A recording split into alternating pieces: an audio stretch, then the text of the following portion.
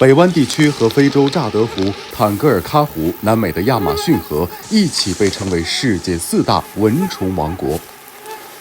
夏季的新疆北湾地区，由于草木茂盛、池泽密布，广袤的戈壁滩因为河水的涨落，形成了成片的死水沼泽，这里就成了蚊虫繁衍的温床。而阿勒泰军分区北湾边防连的营区就坐落在这片蚊虫肆虐的区域。和其他连队不同的是，驻守在北湾的边防官兵每天起床的第一件事就是倒蚊子。你没有听错，是倒蚊子。首先，我们门厅这一块，每天早上起来都是铺满了一层蚊子，密集恐惧症可以说渗入。然后灭蚊灯的话，我们每天都需要清扫，一个灭蚊灯可以倒1-2盆蚊虫的残骸。注意。好，在北湾边防连还有一名特殊的老边防战士，他就是6岁的军犬威克，身边站着的就是他的训导员张兴，也是威克最亲密的战友和伙伴。当时班长就跟我们讲，就说，我们连队蚊子很多，尤其是夏天的时候蚊子特别多。然后也讲了这个连队以前养的鸡鸭，包括军犬。都被这个蚊虫叮咬死了的。看一下我啊，再不看我马上就要退伍回家了。2岁时，威克就来到了北湾边防连服役，张兴就无微不至地照顾着这位特殊的战友。一开始，威克不能适应北湾恶劣的环境，尤其是夏天，身带剧毒的蚊虫反复叮咬威克的脸部和身体，这让他又痒又疼。为此，威克甚至一度绝食。听班长说，之前也有给军犬做过这个衣服，就是防蚊服，但是效果也不是特别好。军犬这个，尤其是这个面部，它比较这个敏感，一带上东西，它就会用爪子给它挠下来。中哈边境41号界碑一带，因为河水上涨，加上蚊虫漫天狂舞，遮天蔽日一般蔓延在北湾上空。这一次，连队官兵们要穿越蚊子窝、沼泽地、芦苇丛，来回10多公里，因此需要大伙一步一步探出一条新路。去了39、40号界标，巡逻的时候，你会感受到就如飞机在你头上过顶一样，嗡嗡的声音。真是不绝于耳。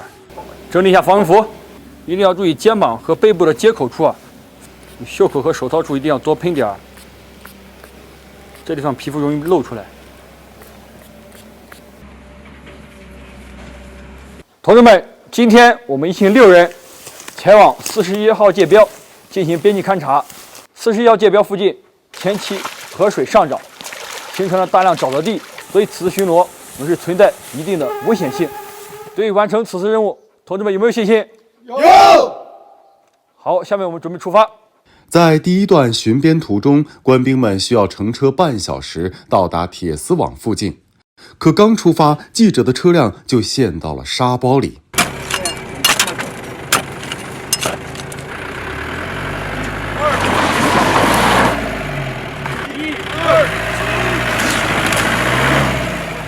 官兵们齐心协力，终于帮助记者将车推了出来。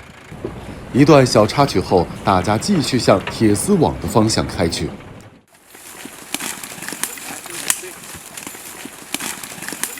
开始巡逻前，连长再次给战士们喷上了防蚊液。大家都喷点防蚊药啊，尤其注意这个防蚊服薄弱的地方。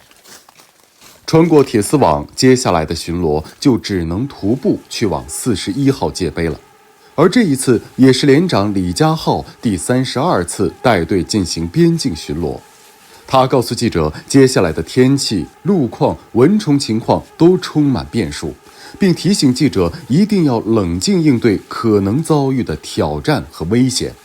天气因为水势上涨，形成了大量沼泽地，该地段属于三角地段，所以我们需要趟过一些沼泽，穿过一些芦苇荡，还有一些比较茂盛的丛林，才能到达我们的界标处。这基本上就没有路，其实。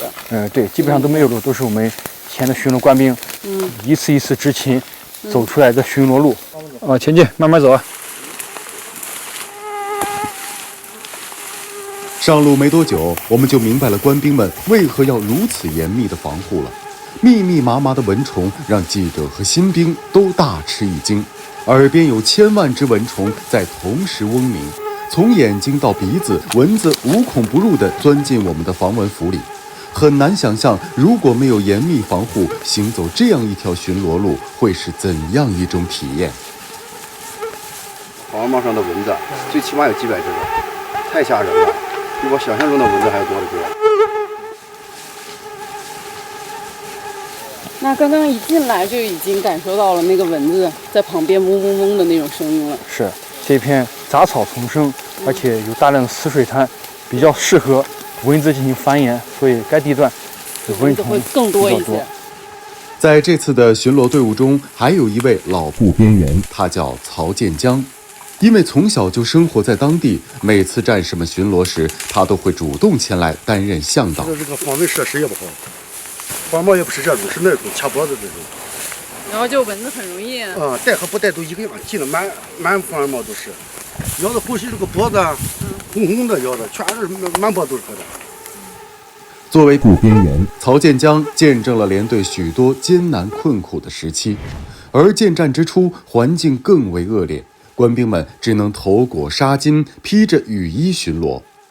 夏天恶劣天气，他还特别这个蚊，别的不害怕，就害怕这个蚊虫小样，小就受不了。这个可以说个就是说癞蛤蟆，你们见过了吗？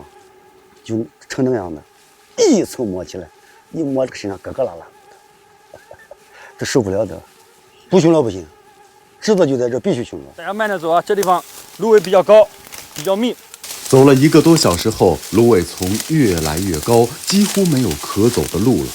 在这种情况下，官兵们非常容易迷失方向，就连巡逻经验丰富的连长李家浩也曾经在这里迷过路。你看现在这个芦苇都是我当时来的时候趟过的。第一次去找40号2号副标那块地段，连队俗称三角地，蚊虫、芦苇、树林比较多，然后容易迷失视线。迷失方向，当时我是真的是越走越慌，一个标志物离下一个标志物是越来越远，当时心里想着，万一迷失了方向该怎么办？但是后来我们还是坚持找到了我们40号2号副标。这次我们找界标又找了好久，所以这次我在这个树上专门做一个标记，然后方便我们下次更快的找到界标。通往界碑的路上留下了一代又一代北湾边防官兵们镌刻的标记。几十年来，官兵们陆续在这里开辟出一条又一条巡边小径。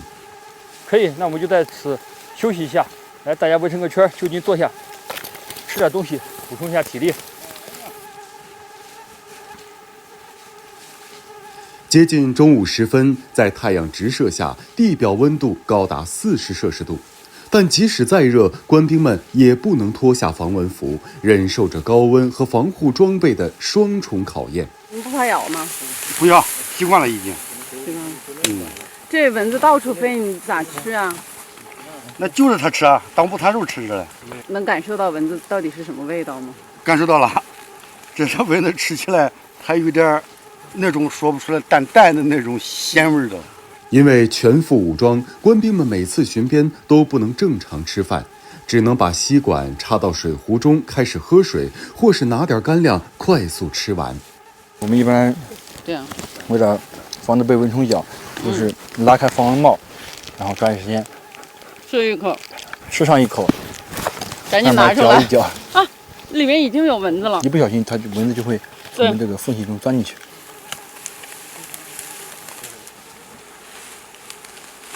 经过短暂休整，官兵们继续踏上了前往41号界碑的巡逻路。然而就在此时，军犬威克突然冲向了河里。贝克，回来！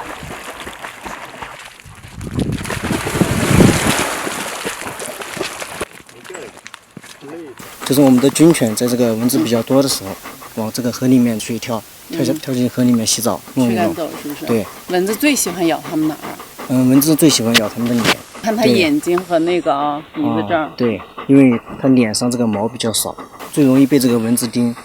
像身上的话，这个毛发比较多，然后这个蚊子可能就这个叮不进去。为了保护军犬，官兵们也试过给军犬穿戴防护服或者喷洒驱蚊药剂，但因为天气酷热，军犬又必须依靠舌头散热，很容易中暑。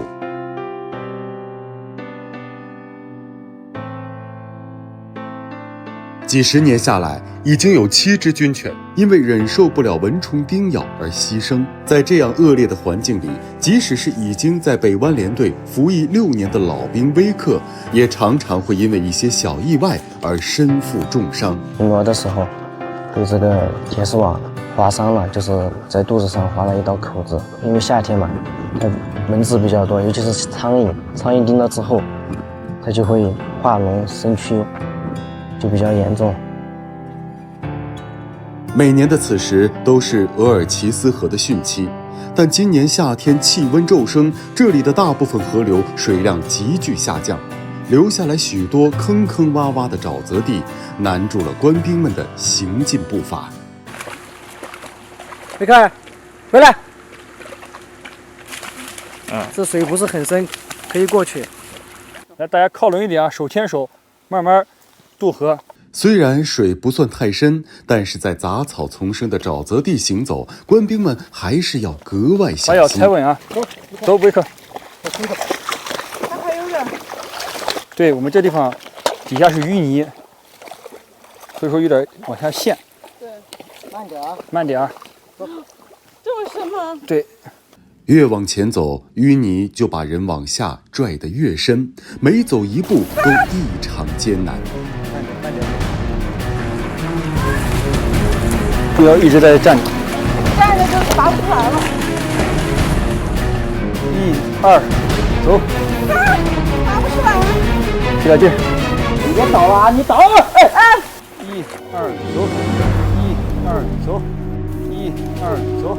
所有人都不敢在这里多做停留，连长命令大家快速走出这一片沼泽地。